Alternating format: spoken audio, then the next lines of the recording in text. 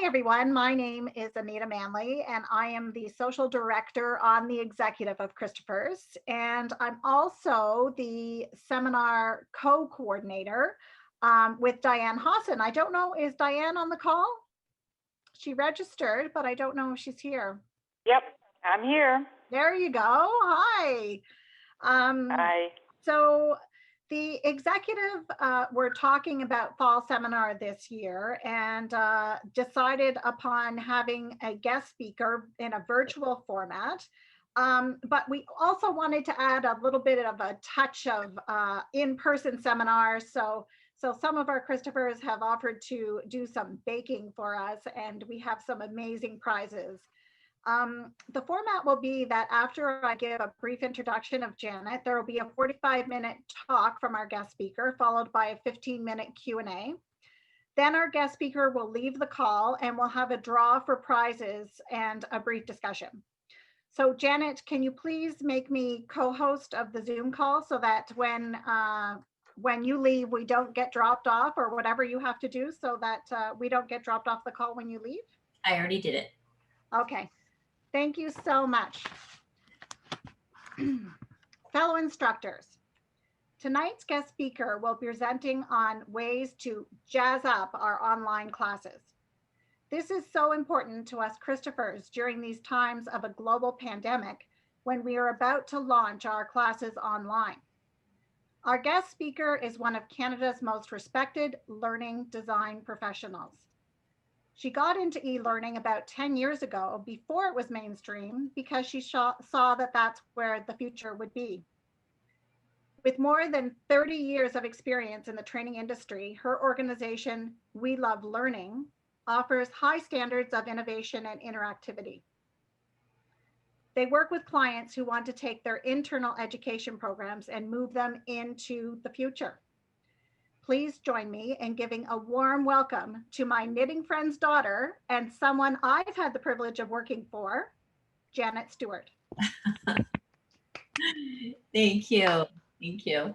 My knitting friend's daughter. That is the first time I've been introduced that way. That is for sure. But that's true. That's how I came to know Anita. And then she actually worked on a project with my team and I as part of the extension of the work that she does with the Royal Ottawa Hospital. So I've come to know her as not only my mom's knitting friend, but also as a subject matter expert in the mental health industry. So thanks for inviting me tonight, Anita. I appreciate that. And I hope that, I'm confident that I will have a few interesting things to share with you tonight. So when we talk about having a 45-minute presentation, there are a lot of different times when I'm going to kind of peel back the curtain like I was starting to do while we were waiting to get started. And so I would invite you to ask questions at that time. We're a small group, so there's no need to hold all of your questions till the very end. I find sometimes if I have a question, I just want to ask it, and it's so hard to concentrate the rest of the time and not forget my question and then try to make it sound relevant again, and everybody's forgotten about that point. So by all means, if you feel like you'd like to ask your question along the way, that's perfectly great too. If we start to get behind and I'm concerned about the time, then I'll just say, oh, you know what, we got to scoot through this next little bit so that we get caught up. So what I thought I'd do tonight is try to model interactivity and engagement and give you opportunities to feel what that feels like as a learner. And then I'm also going to share with you, I called it a case study, but it's a series of interactions I designed for a workshop that I facilitated last week for a group. And Anita mentioned that I've been in the training industry for 30 some years. I started off, of course, designing and facilitating classroom-based training in person in organizations across the country. And over time, I started to learn more and more about the innovations going on in the learning industry. And really back in the 80s, when I was starting out in the learning space, CBT, as it was called at that time, computer-based training, was really reserved. It was really expensive, really complicated, and really reserved for those organizations that had deep pockets. But a decade or so ago, I noticed that the price points were coming down. The price to play, if you will, in that space was really changing. And it happened in a snowstorm back about maybe 14 years ago. I had a WebEx account, Kevin, and I had just gotten my WebEx account at the beginning of December. And on December 21st, I was supposed to fly to Toronto to facilitate a meeting for a client. And there was a huge snowstorm. The Ottawa airport was closed. The Toronto airport was closed. All of Ontario was closed. Nobody could get there. So I called the client and I said, well, I'm trying out this new thing called WebEx. I don't really know a whole lot about it, but I've been playing around and, we could still try to have the meeting. I'll send you a link and see how it goes. And fortunately, they were keen. They said, yeah, sure, let's give it a go. And we tried it. And that was really when I started getting into e-learning, because I realized that day, wow, we were still able to have this meeting despite the whole province being closed down with this snowstorm. And so I started to play more and more in that innovation space that was going on in tech ed, as they call it now. And so that client was my early adopters, and since then we've been working with them. My primary space that I play in is in designing and implementing self-directed training. So this is what you call VILT, virtual instructor-led training, that we're doing tonight. But my main space that I play in is in the self-directed world. So you have a bucket of content, you have a book, you have a binder, you have a pile of messy notes, and that has to be created into something that a learner can come along in the middle of the night, if that's when they're so inclined and have time, and go ahead and complete their training. Those are often created into courses that are bundled into certificate programs, but more and more we're seeing micro training and tiny bits that are used for performance support to offset the forgetting curve that happens after a training session has been completed. So tonight, though, we're going to talk about VILT, virtual instructor-led training. So with your permission, I'm going to share my screen. Bring up my slides. And go there. There we go. Now, I mentioned I have a iPad here on a tripod. I have that there for two reasons. One is to give you a behind the scenes look, as I mentioned earlier. But the other is so that I can see what the learners are seeing, because it has happened to me that my learners were seeing the wrong screen. They were seeing all my notes and my clock and all the rest of the stuff that I normally would not want others to see. In your case, I'm happy for you to see that background. And again, if you play with the depending on if you're on a laptop or desktop, if you play, usually in the top right-hand corner, you can toggle between gallery view and speaker view, and then you can spotlight a particular scene if you want to, or a particular speaker. Okay, so let's poll. Let's poll. Hopefully everyone's had a chance or an experience in polling in Zoom, but what I'm going to do is I prepared 3 questions in advance. And I'm going to bring that up now. I prepared it in advance. I created the questions. I put them into Zoom. I'm not sure. I'm guessing that the other, I know WebEx can do it, and I'm guessing that Microsoft Teams can probably do that as well. So on your screen now, you should see a set of 3 questions. And I would like you to go ahead and choose. So the first question is, how many VILT, virtual instructor-led training sessions, have you facilitated? I haven't had the chance to yet. I've done a few. I'm doing this regularly these days. I've lost track. I've got Zoom brain. The second question, how many VILT sessions have you attended since March 13th? That's the day that everything kind of changed and things started to shut down. None, or 1 and you loved it, or actually you've had some really good luck and seen more than 1. And then the third question, which of these engagement techniques have you seen used during a VILT session? And you can choose as many as are appropriate for you in this particular situation. We've got breakout rooms, QR codes, word clouds, polling, quizzing competitions of all kinds of different natures, like Kahoot and things like that. Use of annotation tools, and standing versus sitting to facilitate. So go ahead and make your choices. What are QR codes? Oh, well, you'll just have to wait to find out tonight, I guess. I guess so. Yeah.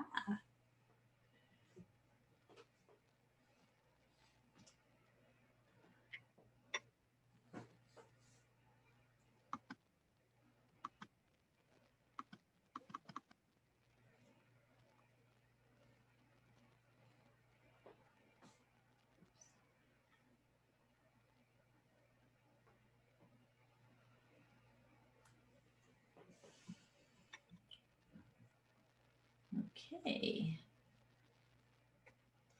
Now, I'm not seeing anybody having voted yet. Is there a difficulty with the poll showing up? I thought I submitted mine quite a while ago. Myself as Submitted well. mine as well. Yeah, I submitted mine as well. Oh, there they are. I don't know if mine's submitted because it The percentage is showing just up. disappeared. I discovered that if I didn't click anything in the third section, it wouldn't let me submit. Yeah, same here. Right now, I'm seeing a screen and then it says the host disappeared. is sharing poll results. Yeah, I've seen you. yeah, that's so weird. I'm seeing it as well. Okay, so now I'm going to click on share results and it should show them. I'm seeing them on my backup screen. Another good reason to have a backup device, because the weird is you just can never tell what's going to happen with technology. On my main screen that I'm looking at, it tells me all the categories are 0. But over here on my backup device, it's telling me the actual results. So I can't explain this one. Okay, so you hopefully you can see these results as well. You know, close to half of people have done a few, got a little bit of experience. Some haven't had an opportunity yet. One sort of regular, effective VILT sessions. Oh, I'm glad to see you've had such good experiences. I've not. I've seen lots of death by PowerPoint online sessions, which are just dreadful. And you've used breakout rooms, which is quite common. QR codes, that's fun. Nobody's used those yet, so you'll get to see those tonight. Word clouds, polling, like we're doing now, quizzing, annotation tools, and standing versus sitting. Okay, great. I'm going to close that. And I'm going to go back to I'm going to stop sharing. Okay, let's go back here. There we go. Okay, so why do you think I had a poll at this particular point in the evening? We're about 10 minutes in. Ideas, thoughts? Well, you want to know who's listening and what they know so that you know what to talk about. Yeah, that's one of the reasons I want to get a sense of what people's experiences are. If I've discovered nobody had led a VILT session yet versus just about everybody had, those are kinds of things I want to know about my learners. Now, I could have done a pre-event survey and gathered some of that information, but I find people are so overwhelmed and overloaded these days that a lot of times those pre-emails just kind of go unnoticed till the last minute. So this was an alternate way to kind of gather that information. What would be another reason I would have used a poll at this point? Just wanted to engage the audience to make sure that they're listening and are connected to the meeting. Yeah, I want to find ways that you have to interact with the course materials. You know, you have to do something. You have to, it's like I'm trying to reach through the screen to get to you, or you're trying to reach back through the screen and become part of what's going on, as opposed to just a bystander.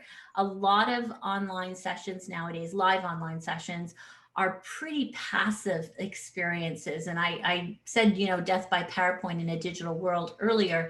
We've seen that at conferences in the in-person world where someone stands up there with slides that have way too many words on them and then they just read them, or they, even worse, they turn their back to the audience and read them. And so we see the same thing happening online. You don't want to be that person. You don't want to be that instructor. You want to try and find ways to engage your audience and to engage them earlier, because it does help to set the tone for the entire event, whether that's an hour or 3 days, doesn't really matter. The sooner you get people involved, the sooner they kind of feel like, oh, okay, so I'm going to be involved in this one. This already feels a little bit different than some of the other sessions I've been to. And now, what about the content of that poll? Why would I have chosen that particular content? Enable Kevin to ask a question, hold him in suspense for the answer. What was that? I missed part of it. I said enable Kevin to ask a question and hold him in suspense for the answer. Oh yeah, that worked out perfectly well. I'll send you a prize later for that one. But I chose that material, if you will, because and this is no different than an in-person classroom. When you use what we would call an icebreaker, you want to make sure it's relevant and it leads people to material. sometimes you might have been to sessions where a person, the instructor did an icebreaker and you thought, well, that was a waste of 5 minutes of my life. And that's probably because it wasn't really connected to the course content. Everything in that session was connected to tonight's content. And in fact, it even served to introduce you to some of the terminology or nomenclature that we'll be using this evening. And like you said, it piqued the interest of what's a QR code. And so right away, it's like, oh, there's something that I know that's going to be a big win for everybody, because I saw that no one had had a chance to use those yet in a build session. Okay, what I'd like you to do is find your annotation tools now. And on your screen, I would like you to think about your own virtual training facilitation skills. And most of you have, well, many of you have done one virtual training session or more. Still a lot that haven't had that opportunity yet. But think about your own personal virtual facilitation skills and use your annotation tools to circle the photo that speaks most to you when you think about your skills. And I'm not going to seed it in any way. You look at the pictures, you think about your virtual facilitation skills, and then you go ahead and circle one of those pictures that sort of, you could say, if I had to describe my virtual facilitation skills, I would pick that picture and why. And then I will ask for a few volunteers to be brave and share your thoughts with the group. Janet, I don't see annotation. If you look on the, are you on a laptop or desktop? Yeah, laptop. Look for the little bar. It's usually across the bottom of your screen or maybe the top of your screen. And there should be a little pencil that says annotate. If your bar is squished up, look for the 3 little dots and see if that is jumped into the list instead. I've got the bar with participants and chat. But okay, you're looking for a flat black bar, usually across the bottom or sometimes the top, depending on how you have your settings set up. Did you want to tell me which one you want to circle and I'll do it for you? I haven't looked at them yet. Just a sec. If all else fails, I can do that. Okay, just a sec. Oops. Sorry, Janet, I couldn't find it too. I can do it, but I want to choose the one on the top left. Top left, okay. Oh, sorry, what was it? We're circling the picture that what? The picture that most represents your personal online virtual training facilitation skills currently. Yeah, I would choose the top left as well. I can't find yeah, Right, anyway. I'll do that for you. Sure, me too. Can I get you to mark the beach one? The beach one, okay, I'll do the beach one again. Ooh.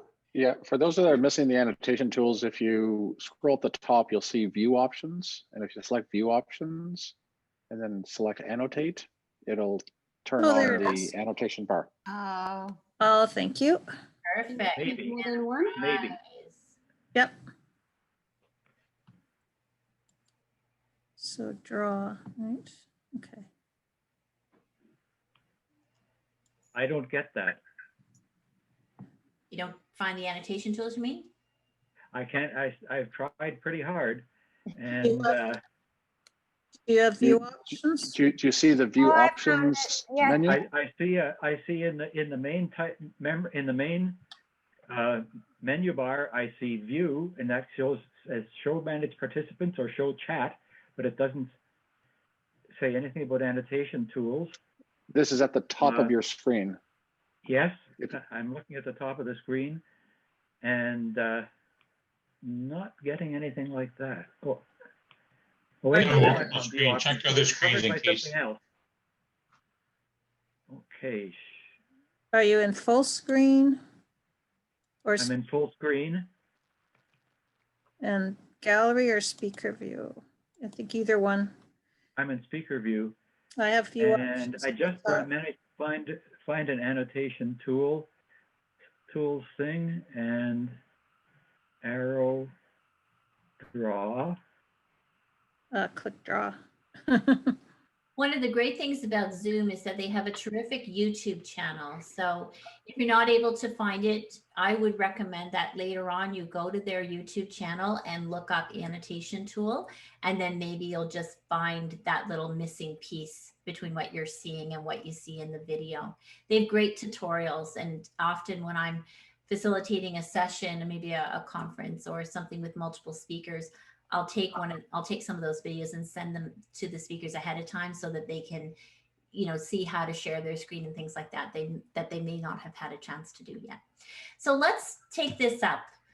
We have a whole bunch of people circle the one on the top left. So can I have a volunteer, and just whoever jumps in first gets to be the one, but a volunteer to share why you picked that picture, how that one speaks to you when you think about your personal virtual training facilitation skills.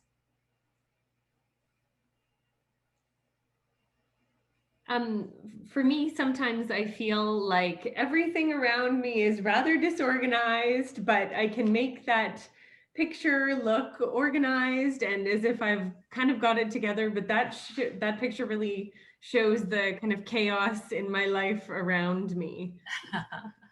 And a lot of people are feeling that, especially those who are working from home for the first time. I heard a story today. I was talking to somebody, and she said that she has 4 monitors for her job. I don't know what she does, but she has 4 monitors on the dining room table, and her husband one day was working off of the stove. He had his laptop on the stove. So, people are just trying to figure out how to make it work. So behind the scenes can definitely be kind of chaotic right now. All right, we had one person choose the crackers. Do you feel comfortable sharing why you picked the crackers? I'm not sure who it was. Hi, that was me, Mireille.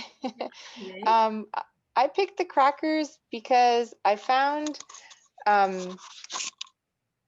everything's organized when I start off. And then when I looked at it, so the crackers are in the box, and then I noticed that, you're kind of distributing the information or your message, and then sometimes pieces break, or the few pieces don't turn out quite as you expected. But you keep going, and the information or the pieces still get distributed. Good. And with technology, you do have to have a backup plan because chances are going to use it at some point. All right, someone who picked the beach. Could one of those people share? Let's leave it to you to volunteer. Beach with the boat? Either one, actually. Yeah. Oh yeah, no. Well, the beach with the boat, I just did that because I sold my boat this year and I miss it, so that's why I said. Okay. How about someone with the beach with the multiple umbrellas? Yeah, I picked that because I feel my virtual learning sessions that I provide are like a day at the beach. I feel that I'm well prepared thanks to my fellow Christophers, and I really know how to target my group, and I make sure that they walk away with 3 or 4 points that they can use right away. Excellent. That's great. Okay, one more. Someone who hasn't shared yet, and it could be from any of the remaining pictures. It's Karen. Hi. I picked this one with all I know is it's a mess of colors and stuff. Paint. Sorry? The paint, or the old bottles of paint? Oh, that's what they are, paint. Because I feel like I've had a lot of training in facilitation, and I do a lot of WebEx training, so I don't present myself in those. I just present my stuff, but it's like I have all of the materials, but I have to gather them up and organize them and everything to actually make use of them. Right. Kind of like they're all there, but they're scattered around and have to be collected and organized. Yeah, good. Okay, well, we're going to carry on just in the interest of trying to keep on time here.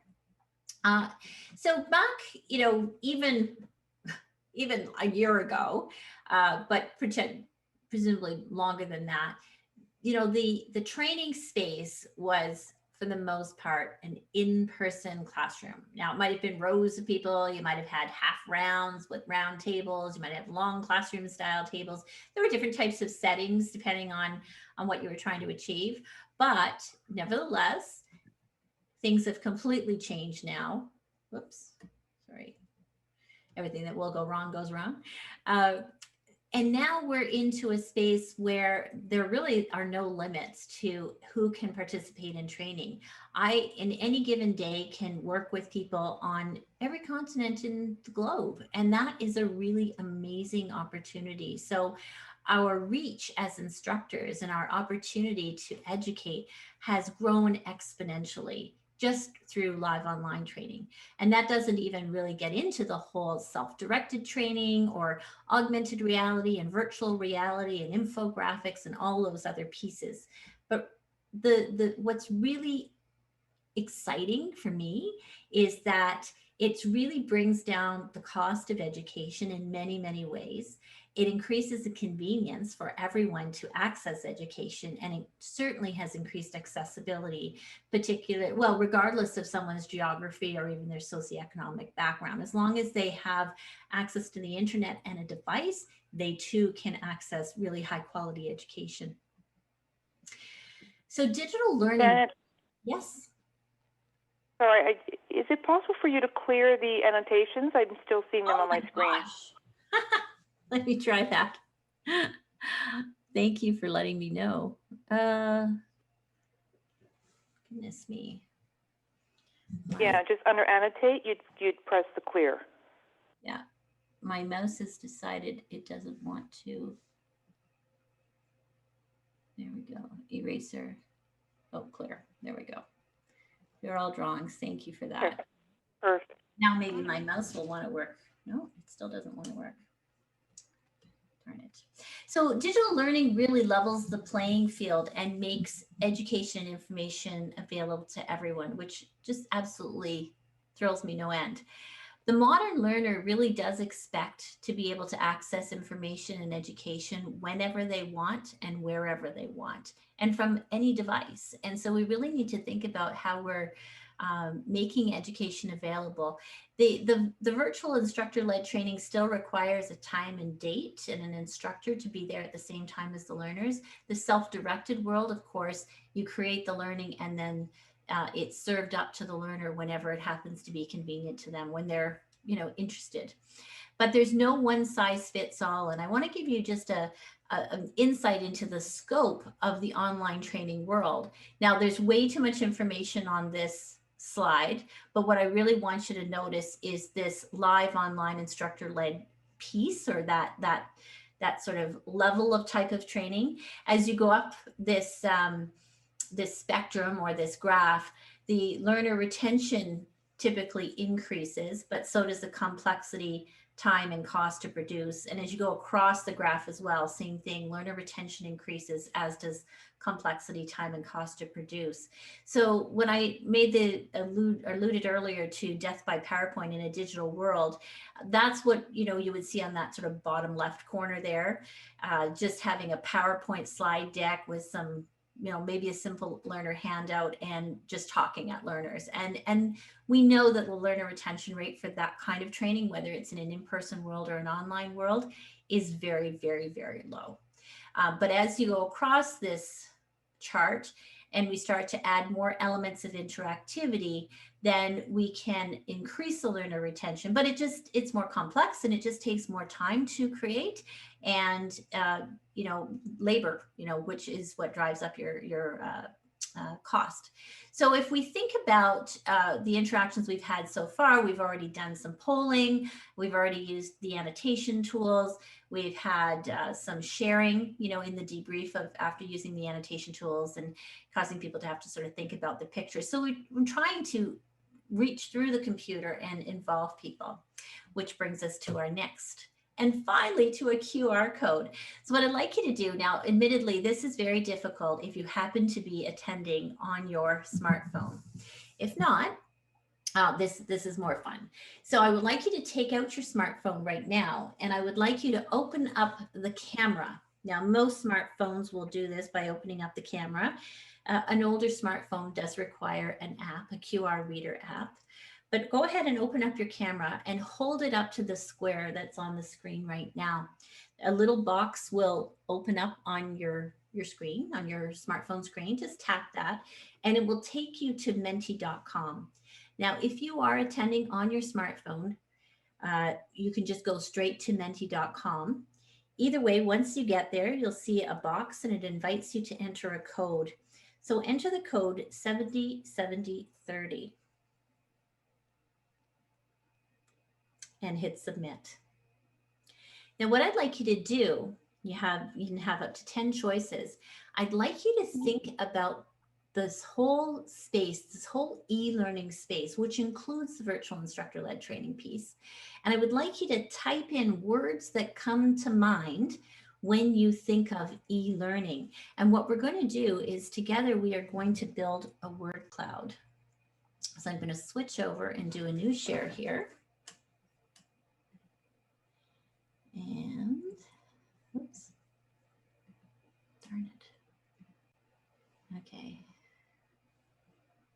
Huh. Here we go. Here we go. Okay, so you can see as people start to put words in, they start to appear on the screen. And you can certainly, you know, if a word comes to mind and somebody's already thought of it, that's okay too. Just go ahead and keep typing as many words as you can think of. You can have up to 10 entries and then hit submit, and then you can enter again.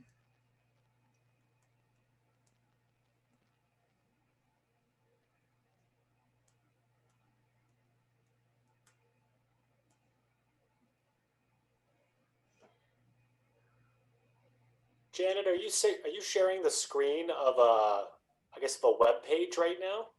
This is called mentimeter.com. And it's a free tool that I'm using, so you can use one too. And all I did was I set up a word cloud in advance of today's session. It generates that code for me. So I send you to menti.com and you put that code in. And as you are all entering those words, it is in real time creating this word cloud for us. That's awesome. Nice. It is cool. Now, one word of caution, your code expires after 2 days. So if you build your slides well in advance, you will have to update the code before your session. I made that mistake and learned the hard way, not knowing that it was going to expire after 2 days. I'd made my slides well in advance, and then we got there and the learners are saying the code doesn't work. I was like, oh no, why? So we've got technology, global, camera, video, opportunity, microphone, knowledge, headphones, synchronous, asynchronous, convenient, time-saving, accessibility, interesting, digital transformation. All kinds of words come to mind when we think about e-learning. And that's the good and the bad news. It's a huge spectrum of choices that we have at our disposal, but it is a big body of work. And to feel really comfortable and confident facilitating online learning, you really have to get comfortable and confident with the tools, whether that's microphones, cameras, screen sharing, you know, having music. Did you notice that when you were arriving, I had some quiet music playing in the background at the beginning? There were a few people who had arrived when that was still playing. And I did that to try and create a little bit of difference, you know, because a lot of sessions you go to, it's very quiet when everybody arrives, or if there are a lot of people, they're trying to talk over each other. And so this can create some awkward moments. So in this case, I decided to put some music on in the background and just have a slide up so that when you arrive, you're like, oh, okay, I've arrived, I'm in the right place. Nothing's happening yet, but you know, I feel comfortable. Just the way you would want to prepare an in-person classroom to make learners feel comfortable upon arrival, you want to try and do the same thing in your online classroom. Okay, we're going to carry on. So I'm going to stop my share. Oh, of course, my trackpad picks now to run out of the battery, but I have my plug right there. So we'll get that plugged in and get that back on track. That would be why it's decided to stop working. Okay, so do new share. We'll go back to the PowerPoint slides here. And back to here. Oh, I just see somebody, Wade has just arrived. Okay, so that's a QR code. Now, there are QR code creators online that are free. You can simply Google that. There are lots of different ones to choose from. I had two ways that I could have sent you to do that exercise. One was to just send you to menti.com, but that can be a little bit cumbersome. Everybody has to type it in, and there's more room for error there. Or I could create a QR code, which just causes you to take out your phone and again, interact with the course, interact with the material, and in this case, even try out something new. So 5 things I want you to keep in mind when you're designing a VILT session. Sort of proven practices is showing that, you know, maximum duration of about 60 minutes is about as much as people can really handle. You can push it to 90, but past that, you're really kind of playing with fire at that point. Because of the shortness or the brevity of a session, meaning an hour or so, you need to reduce your number of key learning objectives to no more than 2 per session. You need to have interactions designed happening frequently, you know, every 3 to 5 minutes or so. Your on-screen visuals need to be changing at least every minute and a half. And you really need to try and design using engaging tools. So already we've used polling, and we've used the QR codes, and we've used the annotation tools. So getting to know your tools is a really important thing, and being playful. Right now, because so many people are new to the online world of teaching, I think learners are pretty understanding if things don't work out. Everybody's sort of having that experience. But a year from now, people won't be quite as understanding. They will expect you to have mastered those tools by then. Lighting is important. Now, I have this crazy setup with my lights. I don't have space for an O-ring as much as I would like to have one. So I have like these 3 lights, and depending on the time of day, sometimes things shift and you get different perspectives on the lighting. But you need to try and play with your lighting as best as you can. I think, I don't know if you agree, but the picture on the top left, I think, is the best lighting in this particular case. The others are too dark, or there's hot spots going on. So play with your lighting. You know, at one point I had these hot spots happening, and so I took a piece of that, not that saran wrap stuff, but that other sort of sticky opaque stuff, and I was using it like a light shield, you know, to try and dim the hot spots that were happening. So do what you can to play with your lighting. And the best thing, of course, is if you are able to kind of face the window and not have like the direct sun pouring in on you, but direct sunlight coming through the window on your face. That's the most natural and nice look. The other thing to consider is your microphone and maybe even your headset. I have a Blue Yeti, which is the mic on the bottom left of your screen there. This is a session that I was on with some of my CAPS colleagues. I'm a member of the Canadian Association of Professional Speakers, and we had a session the other night, and I took a screenshot to just show tonight, to show the difference, all the different types of headsets that people have and microphones that people have. But audio is probably the single most important thing, because if people can't hear you well, they just tune out or they just tune off. So it is important to make sure you've got a really good audio setup. And if you're not sure, go ahead and record a session and then listen to it, and you'll be able to tell right away whether your audio is good or not. I alluded earlier that it's really important that you learn to use the tools. That's the same can be said about learning to use all of the tools that are in Zoom. And admittedly, that's hard because they're coming out with improvements every week right now. It's a race to see who's got the best online platform and the easiest one to use.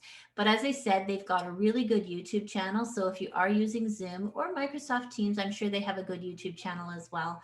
Go and find out how to use the tools and then practice, play. Even if it's just yourself and maybe your backup device, go ahead and play and see what different views look like. So let's look at a case study. This is taken from a training session I designed and facilitated for one of my clients last Wednesday night, in fact. And in their case, I'm training human rights advocates. Now, the base of their work is in this policy, this organization's policy, the equality policy and procedures on discrimination, harassment, and sexual harassment. And if you look on their website, that's what it looks like on the left-hand side. It's just, and it goes on for pages and pages and pages. You scroll and scroll and scroll and scroll and scroll. And if you want, there's a little tiny red square that is a book version of it, and you can download that. But guess what? It's just the same thing in tiny letters. So it's really, really hard to consume. So when I was thinking about how do I make this more consumable for learners, I decided to take that policy and turn it into an infographic style booklet, which is the image that you see on the right-hand side.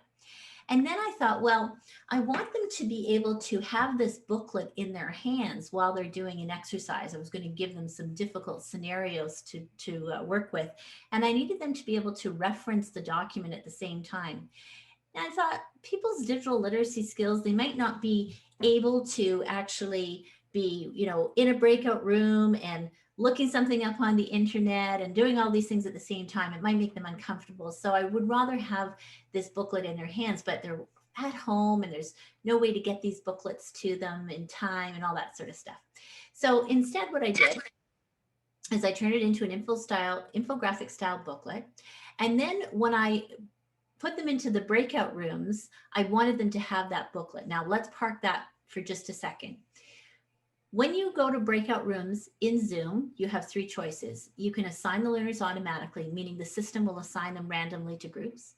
You can assign people manually if you know that you want person A to be with person B and so on.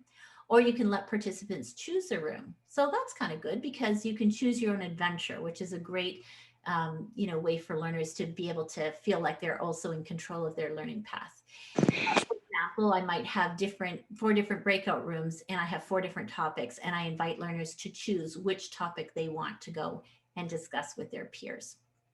So just like everything else in Zoom or any of your meeting platforms, you need to learn how to use that particular tool. Okay, back to the case study. So I wanted them to have this little booklet when they went to the breakout rooms. So what I decided to do was to put the booklet into a QR code, kind of like what we did earlier when you went to the quiz. And then this is what would happen. So if we look at the image on the left-hand side, I just filmed this over my shoulder, literally. This is what the policy looks like if you go to their website. You can see you just scroll through.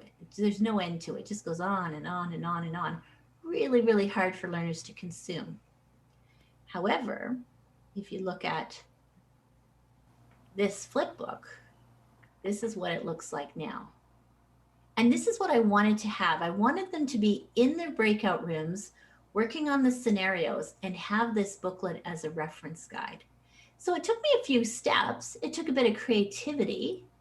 It took a bit of tech savviness, but I was able to create a way for them to actually have this document in their hand so that it was an effective use of the breakout room. Make sense? Everybody's so quiet. Makes a lot of sense. But on screen, Janet. Yeah. It's Anita here. Yeah. How do you create like a QR code? If you go to Google and type in free QR code creator or something like that, you'll get a whole bunch of choices. Oh, okay. Pick one you like. Same with flipbooks. There are a lot of different flipbook creators. Some of them have a small charge, but most of them have a free level, and you can take a PDF. So what I did is I took this document and turned it into a pretty, an infographic style booklet, and then just PDF'd it. And then I went to FlipSnack in this particular case. And FlipSnack has some limitations, like you can have documents, I think they're up to 10 pages in length. You can have 3 free documents at a time, and then you have to clear a cache, things like that. But there's lots of different ones out there. And then you can turn it into a flipbook. So again, it's kind of an interesting way to involve learners. Makes you kind of stand out from the crowd because others haven't necessarily tried that yet. But still, this booklet, if you're watching it, it's like a lot of pages, right? There's a lot of information in there. And in this particular exercise, we had to focus on the procedural part of this policy. So what I did then is I took just the procedural part and I made it into an infographic, which is what was shared on screen. The flipbook was simply for the benefit of the learners having it in their hands while they were doing the exercise.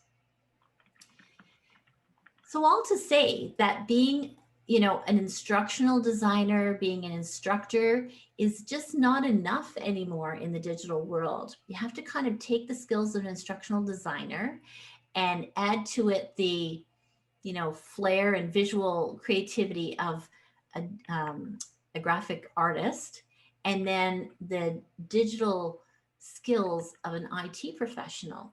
And I know some of you were explaining, which picture you chose, because there's so many pieces.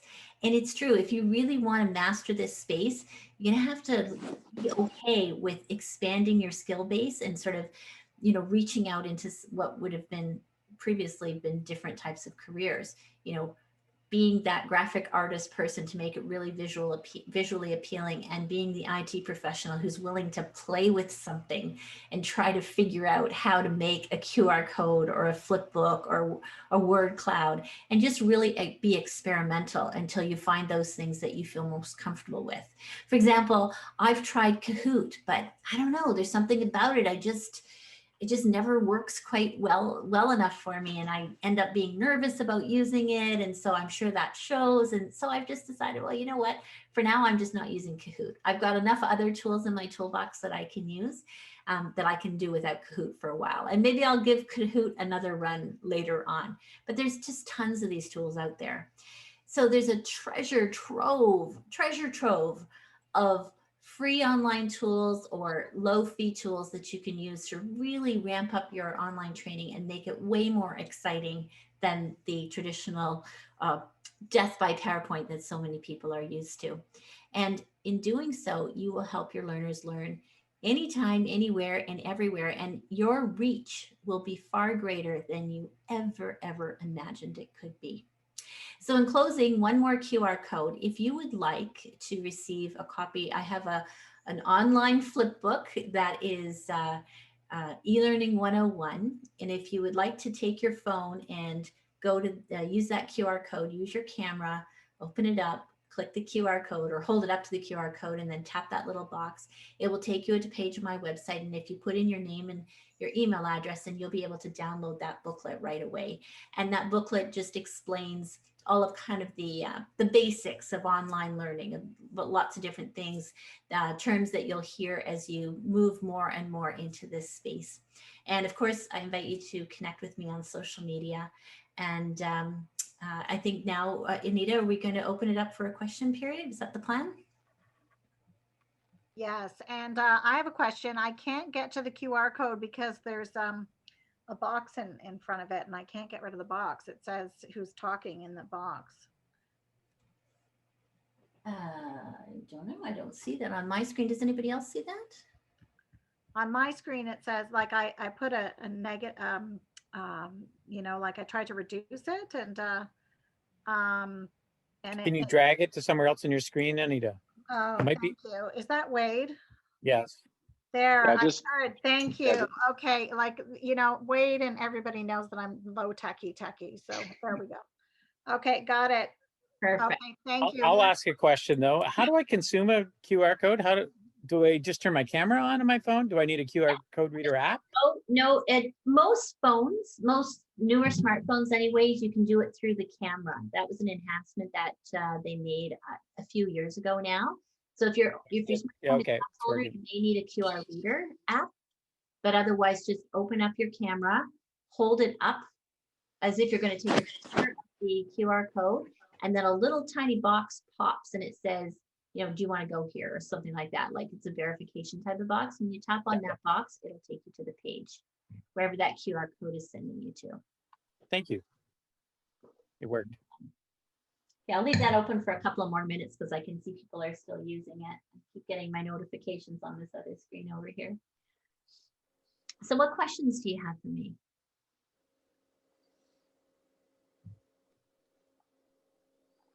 Can I pose a question, Anita? Yeah. Oh, go ahead. I'm I'm not, just go. It's a free for all, you know? Perfect. Yeah, so first of all, thank you, Janet. I feel like I'm writing down all these principles and ideas and just all kinds of different nuggets for thinking about our future sessions. One curiosity I had, just in terms of like another means of participation, is this that like that principle of like teach, but then have the students do. And I was just kind of curious as to whether you had any thoughts or reflections on how to invoke that level of participation from students when it comes to getting them to do what you've taught them, be it speaking or something else. But I'm curious how you approach that in an online format. Okay, so in the example that I shared with you, the human rights advocates training, that was preceded by a teach session, let's say, where we had gone through the policy, we were talking about mediation techniques that particular night. And then I knew having them do part was when I was going to break them into put them into the breakout rooms and give them these really difficult, juicy scenarios that they had to work through and then come back and report back to the large group.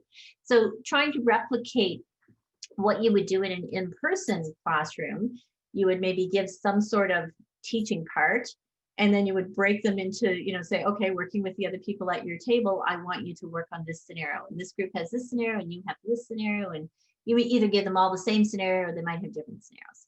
And then you're going to have 7 minutes to work together with the others to figure out what your plan of attack would be for resolving this particular situation. And then we'll report back to the large group. And you would do a debrief. You'd say, okay, group number 1. So what did you come up with? And they would share their thing and say, oh, okay, that's interesting. Anybody else have anything different, or what was your experience? So you would facilitate it just the same way that you would in an in-person classroom. It's just that you don't see them necessarily when they're in the breakout rooms. You send them off to the breakout rooms, and then you can go and visit, and you can go and check into each breakout room and make sure that they're on task or answer any clarifying questions that they may have, just the way you would drift around in an in-person classroom. You would drift around to the different tables to check in with everybody and see how they're doing. That's great. Thank you. Welcome. I have a question about standing compared to sitting for presenting, and also camera angle. I think mine could be up a little bit, if you have any recommendations for that. Yeah, I think that, so here I can adjust my screen. Mm-hmm. I just tilted it down a little bit, which is probably better. I was working off site this morning somewhere else, and I was having to work just off my laptop, and it was driving me crazy because it was shooting up at me, and therefore, there was all this light from the ceiling of the building that I was in, and so you do have to try and I have my laptop on a riser, so even if I was working from my webcam on my laptop here, it's eye level. My camera is just about eye level to me. So I think that's important. I'm actually going to start using, I don't know if you've seen the new Staples Studio on Bank. So tomorrow morning, I'm very excited. I'm going to actually broadcast from that Spotlight studio for the first time. So fingers crossed. I'm going to be standing, and behind me, they have this screen that is actually, I think, 9 screens all put together, and you can have different things on different screens, or you can have it all as if it's one big screen. So that's me taking a leap of faith to see what that's going to be like. So fingers crossed. But I do think that especially if you're teaching a longer session, it is helpful if you're standing. Some people will use those, they're almost like a stool that you can lean on, or a tall stool, because then it looks more natural, like as if you were standing in a classroom. I chose to sit tonight because my setup here at home isn't really conducive to me standing. Any other questions? I can say that for the sessions where I'm the tech guy, which are broadcasting church services, we have a webcam mounted very high on actually a converted microphone stand, so that it is above the head level of anybody participating. And that really helps compared with having a camera that looks up. Yeah.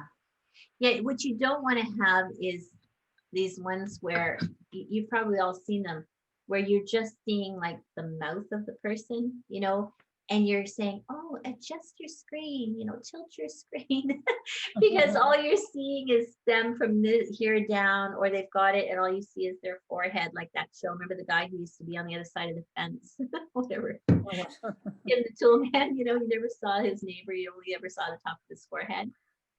Or, you know, people who have two screens and they're looking at this one the whole time, but it's really the webcam from that one that's filming them. So they're never actually looking at the screen.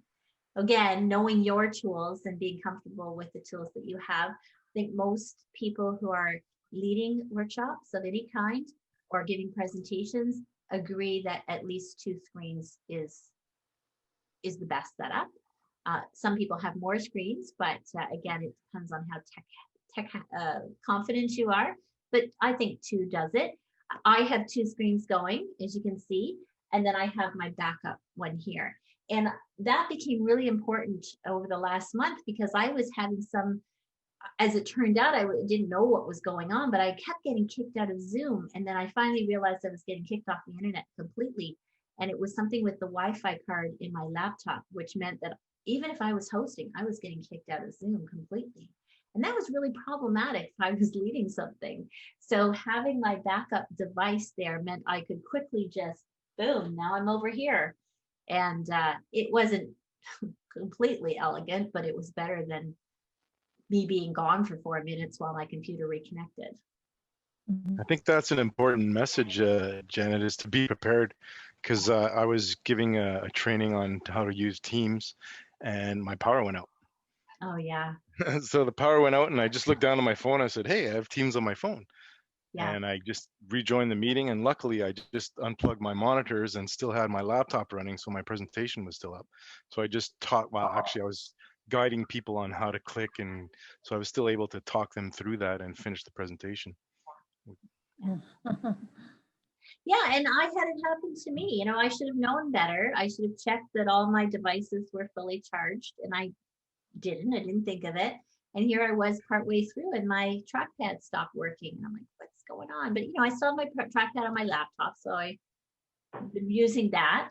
But unfortunately, the cables are all right handy. So I just plugged it in and now I'm back online with that. But when you have technology, there's just so many components. You know, something could happen to the microphone, to the monitor, to the laptop, to the backup device, to my keyboard, to my trackpad. And all that time, you're trying to monitor all these things and make sure they're working properly and still teach, you know, or debrief an exercise and pay attention to questions that people are asking. So there's a lot going on. And I think it's really important to get comfortable with the tools so that you minimize your own personal stress in the moment. Eric has his hand up. Thanks, Anita. That's my bad. I think I was playing with the tool and left it hanging, but appreciate it. I'll put my hand up. Okay, Wade. Janet, do you have experience or advice when you're running a class? You know, we can do all this preparation as presenters and have backup equipment and, you know, be very prepared. But when you want to get input from everyone in the meeting, everyone in the class, you know, you practice muting and unmuting. Do you explain, you know, have you gone through that? Do you have any advice for us on how to prepare the class to be ready to do that? Yes. So anytime you're creating a training for a group, there are the three things that you need to think about. You know, who's the learner, what's the target audience, their demographic, their experience with, you know, digital literacy, what their likely comfort zone is going to be, their attitude towards the topic, all of those things. And then what your learning objectives are and how they're likely to be participating. So if I know that people are likely to be on a laptop or desktop, I can take some license. If I figured that most people were going to be on their smartphone, doing those QR codes would be a bit of a bomb, right? So, you know, that kind of thinking goes into the design. And then in terms of getting them participating, it's the same as an in-person classroom. The sooner you do that, the more they will participate. If you were in an in-person situation and you went an hour before you asked anybody to do anything or to break into groups or to contribute to the conversation, you would be hard pressed to get participation for the rest of the day, because people would have learned right away that this is not an interactive experience. This is, I'm going to listen to this person for the day. But if you have a quality icebreaker that leads people to content, gets them involved, it's the same thing. I think that's what one of the messages would be, is that online is not any different. Good design isn't any different than good in-person design, but you have a different playing field, and you have to figure out how to use that playing field instead of the more traditional tables and candy and toys and things that you might have had in the in-person world. But getting them involved early and often will get the interaction that you're looking for, or more likely. And some people, maybe, you know, one of the things that I continue to have happen is some people are falling on in and out, in and out, in and out, because they have connectivity issues. And that can be very distracting, not just for them, but for everybody else, because someone says, oh, you know, Rosemary, you know, what did you think about blah, blah, blah, blah? And they're like, oh, she's gone again. You know? So these are things you have to kind of get comfortable with. They're part of that learning landscape that we're working in right now. Thanks. Any other questions? Yeah, I had a question, Janet, a two-part question, actually. One was about your microphone, because we have people at work that use the equipment that's on their laptop, and you probably know as well as I do, it's brutal. When you, if your laptop volume's too loud, you get an echo happening, and so I noticed that that's not happening with you. Is this one of the most recommended microphones? I know a lot of people who like the Blue Yeti. It was about $150. I ordered it online and got it in a matter of days. It's a couple of years ago now, but I know a lot of people still use it. One of the things I like about it is that it has these different settings, and I know you can't see them, but it's got these different dials, and I can make it, I've got my little chart up here, my cheat sheet. So I can make it stereo, meaning it would pick up all the sound all around. So if you had a choir, you wanted to hear lots of sound, you might use that, or you're trying to broadcast a band playing. It has the cartoid, omnidirectional, and bidirectional. So bidirectional would be if I was maybe doing a podcast interview, it would just That's right. volume on this side and the other side. And then omnidirectional is what I have it on now, I guess. So it's just. Is that just a USB connection into your laptop? Yeah, it is. Perfect. The other question I had was, and it's important because you said, you know, people are on different devices all the time. I know in WebEx, you can tell what device the person is connected to because beside their name, there's a little icon, whether it's a phone or a tablet or that you can tell. But in Zoom, can you tell if phone? I don't believe there's a way to tell if you're on a like laptop. I can see Diane's on the phone, but I can't see if anyone's on a tablet or anything like that. I don't believe that's the case unless somebody knows that that's a setting somewhere, but I don't believe so. And would that be something you put on the intake form for new students? What kind of device they plan on using to join the? You could. I mean, the more information you have about your learners ahead of time, the better, because it may make differences to the choices that you make in the design. Yeah, like I do a lot of work with persons in the Caribbean and in Africa, and I need to assume when I'm doing work with those groups that a lot of people are coming in on a mobile device. So I have to take that into consideration. I have more latitude when I'm working with a group in Canada because more people are going to sit down in a home and with a laptop or something like that, or even a tablet. Is that part of your being preparedness, is to see what it looks like on your telephone, or yeah, I do. So I logged in. We started at 6:45-ish. People started arriving, and I logged in at about 6:10, and I made sure I could see what it looked like on different devices before anyone else got here. Thank you for that. I'm not going to monopolize any more of your time. Everyone else, ask questions.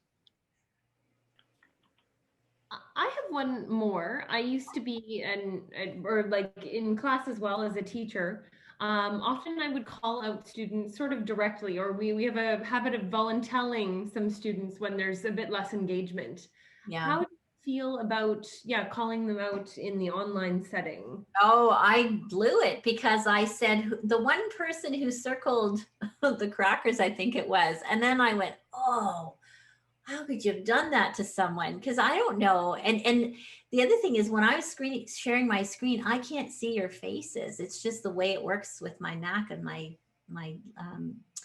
screen. And so all of a sudden I was like, oh, stupid. Why did you do that? Now, fortunately, the person was very kind and went with it. But normally I would not do that. I wouldn't do it in person. I wouldn't do it online. So I tried to say things like someone who circled the beach. One of the people who circled the beach, could you volunteer to share why you circled the beach? You know, that way it directs it just the way you would in an in-person classroom. You might say, okay, let's have somebody from this table share one of the ideas you came up with. So you're directing the ball around the playing field, but not putting people on the spot. So I try not to do that, but clearly I blew it too. We're not afraid to be put on the spot. Yeah, I might have been more aware of it or you know, respectful of it if we hadn't all been instructors. I figured you're usually a chatty bunch. Yeah. Any other questions? I have a question, Janet. If you do like if you build a training program for somebody that's going to be recorded, and so it's not live, like you're just going to give it to them, would you include yourself in, like, as much of yourself as you have? Like, I mean, you can do a course without showing your own self at all, right? Like, you mean just the slides?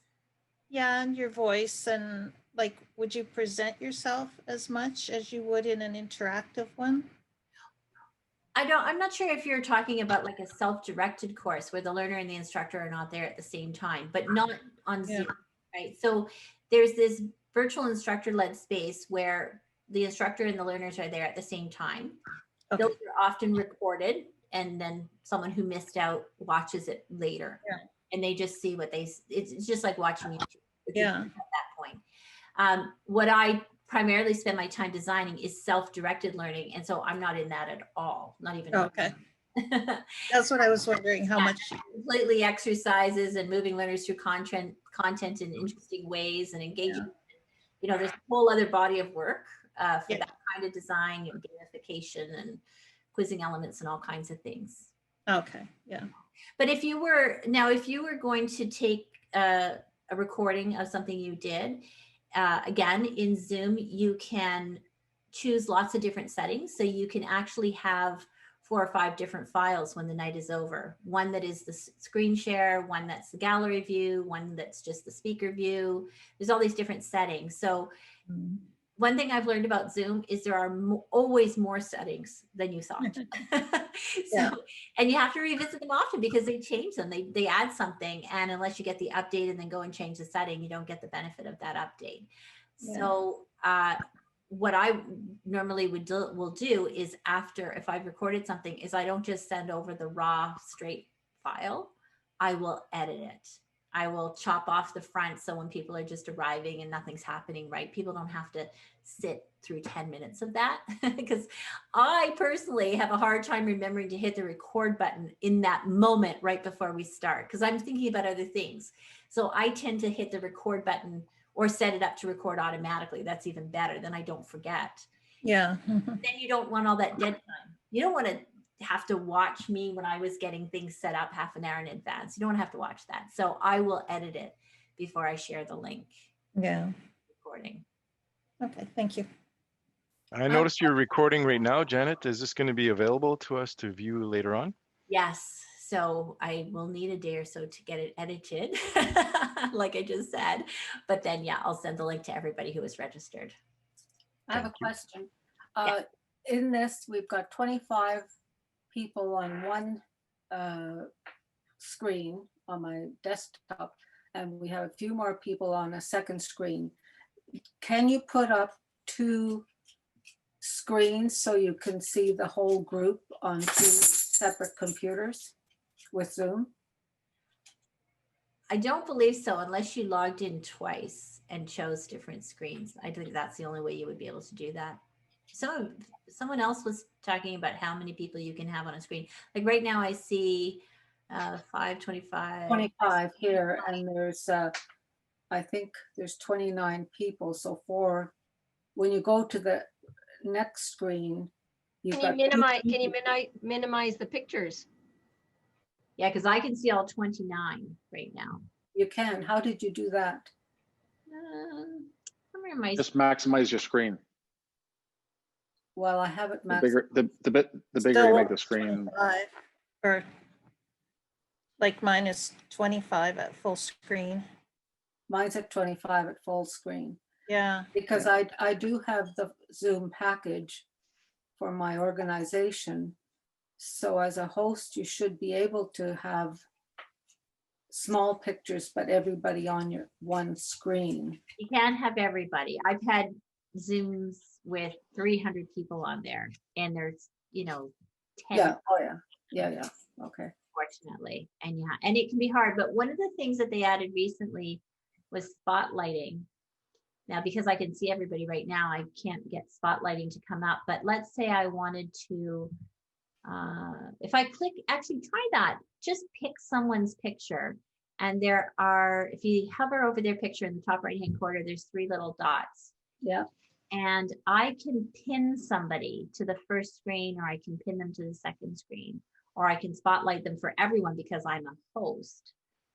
Now you can organize your way you want them to be. Okay, I've just spotlighted Andrew on my screen. I think Janet must have. Janet spotlighted Andrew, I believe.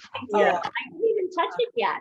I don't know. I think I'm co-host and I spotlighted Andrew. He's a popular guy.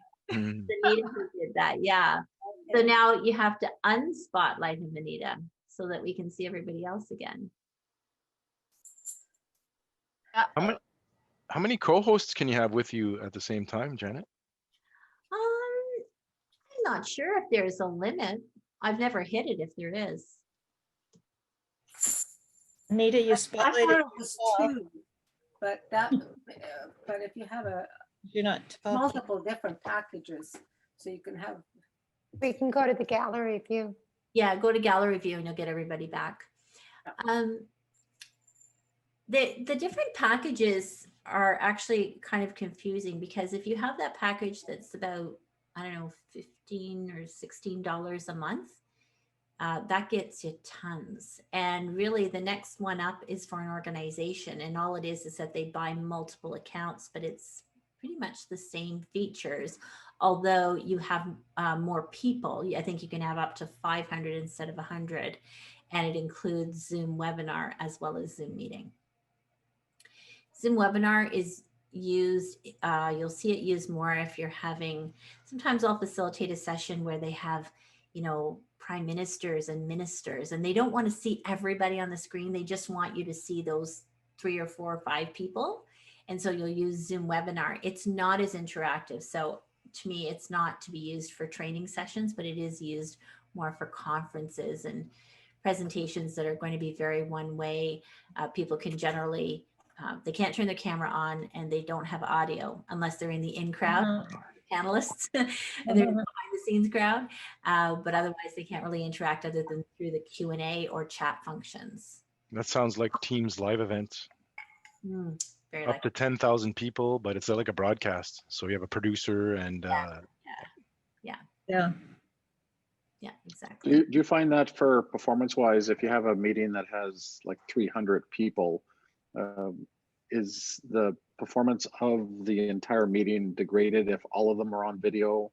Or, I know that if someone, you're getting choppy response from them, you ask them to turn off their video, and sometimes that improves their reception on low bandwidth situations. But how is Zoom when you actually get to 300 people?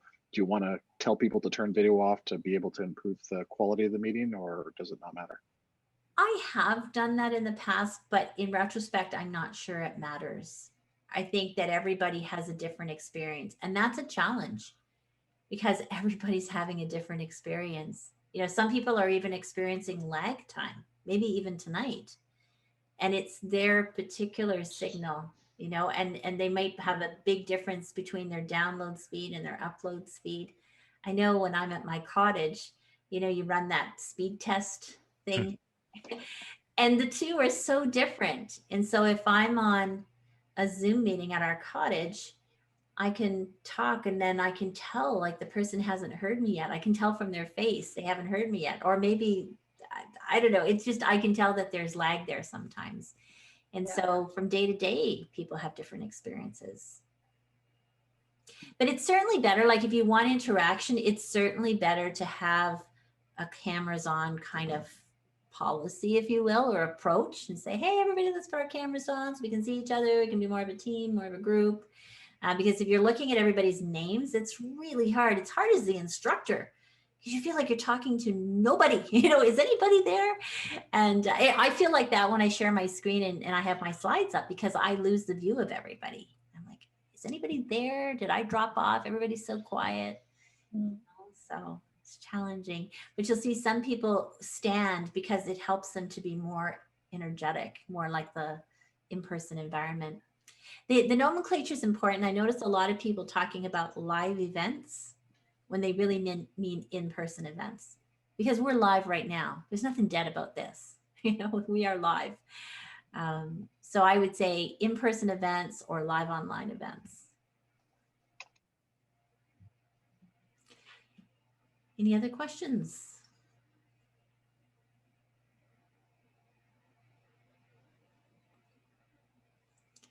So Anita, did you want to wrap it up then? It doesn't sound like there's any other questions and then you guys are going to have a meeting. Great. Well, I'll hand it over to Marie. Yes. So thank you so much, Janet. That was really, really excellent. It was particularly nice to see peeling back of the curtain and to get a taste of what it's like to experience a online teaching course and really gain a lot of knowledge from you. So thank you for sharing and thanks for taking the time and having lots of time for questions. We had quite a few, which was a good, excellent sign. Great, thank you. Thank you so much. And on behalf of CLC Ottawa, there will be a $100 donation in your name to Autism Ontario. So thank you so much for this tonight. My pleasure. Pleasure. Oh, thank you. We're very big into applause, so lots of applause here. As long as you don't do this in your microphones, because that gets really. Okay. Oh, good. Yeah. Yet another good tip. Yes. Thank you very much. Okay. Thanks so much, Janet. If you'd like to receive a free copy of our workbook, eLearning 101, just send me an email at janet@welovelearning.ca.